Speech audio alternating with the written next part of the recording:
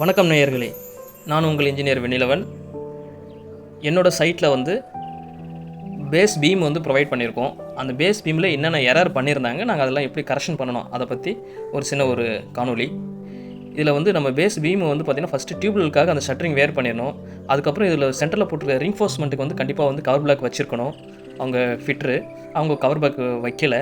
சரி, அப்படியே cover black வைக்கலனாலும் அதை நம்ம எப்படி வந்து கரெக்ஷன் பண்ணுறது அப்படின்றத இந்த வீடியோவில் பார்ப்போம்.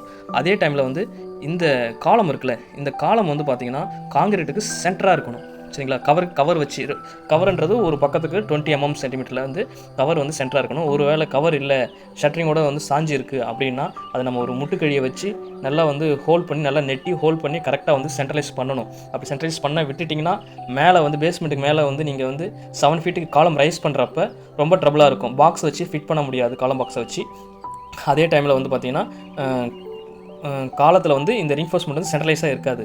ஸோ அதனால் அந்த ட்ரபிளை வந்து நம்ம இப்போது பேஸ்க்கு காங்கிரீட் போடும் போதே அதை வந்து கரெக்ஷன் பண்ணிக்கணும். இது மேக்ஸிமம் வந்து நிறைய ஃபிட்டருங்க வந்து அதை வந்து ஃபாலோ பண்ண மாட்டேங்கிறாங்க. நம்ம ஒரு வாட்டி 2 வாட்டி நம்ம சொல்கிறோம், திருப்பியும் அதே வேறு ஒரு பில்டிங்கில் அதே ப்ராப்ளத்தை தான் கொண்டு வராங்க. ஒவ்வொரு வாட்டியும் சொல்லிக்கிட்டே இருக்க வேண்டியதாக இருக்குது. அதனால் அவங்களுக்கு ஒரு லெசனாக இருக்கிறதுக்காக இந்த காணொளி போடுறேன்.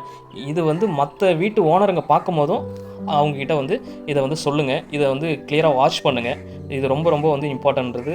அடுத்தது இன்னொன்று வந்து பார்த்திங்கன்னா, ஒவ்வொரு வாட்டியும் வந்து காங்கிரீட் போடும்போது அந்த கவர் பிளாக் வைக்காத காரணத்துக்காக நம்ம அந்த ரீன்ஃபோர்ஸ்மெண்ட் வந்து நம்ம அட்ஜஸ்ட் பண்ணி கவர் வந்து வச்சுக்கிட்டே இருக்கணும். சரிங்களா? இதுவும் மேக்ஸிமம் வந்து பார்த்திங்கன்னா நிறைய பில்டிங்கில் நானும் வந்து செவரல் டைம் வந்து சொல்லிக்கிட்டு தான் இருக்கேன் அந்த கொத்தனார்கிட்ட. பட் ஆனால் வந்து கொத்தனாருங்க வந்து இதை வந்து மெயின்டைன் பண்ண மாட்டேங்கிறாங்க. அப்படியே நம்ம சொல்கிற டைமில் வந்து அப்படியே ஃபாலோ பண்ணுறாங்க. அதுக்கப்புறம் நம்ம வந்து கொஞ்சம் தூரம் அப்படிங்கிறது நம்ம வாக்கப் டிஸ்டன்ஸ் நம்ம நடந்து வந்துட்டோம்னா திருப்பி வந்து அதை விட்டுறாங்க. ஸோ நம்ம வந்து கிட்ட இருந்து அவங்க சொல்லிக்கிட்டு இருக்க வேண்டியதாக இருக்குது. ஸோ இந்த வீடியோ வந்து எல்லா கொத்தனாருக்கும் வந்து பார்த்திங்கன்னா ஒரு லெசனாக இருக்கட்டும்.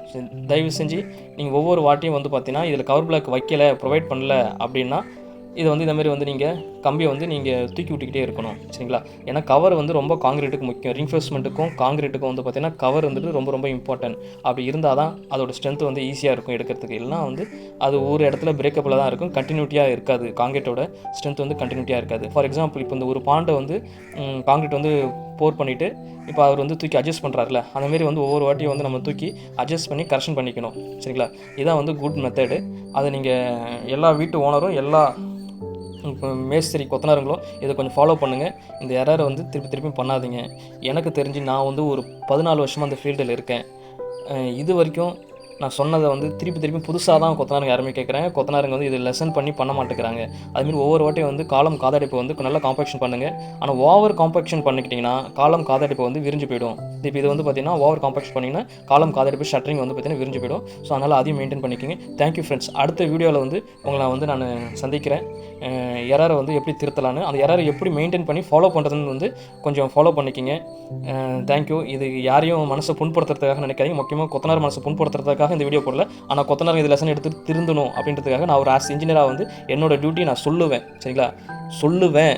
அதனால் நான் போடுறேன். Okay, thank you. அடுத்த வீடியோவில் பார்க்கலாம். தேங்க்யூ. பை.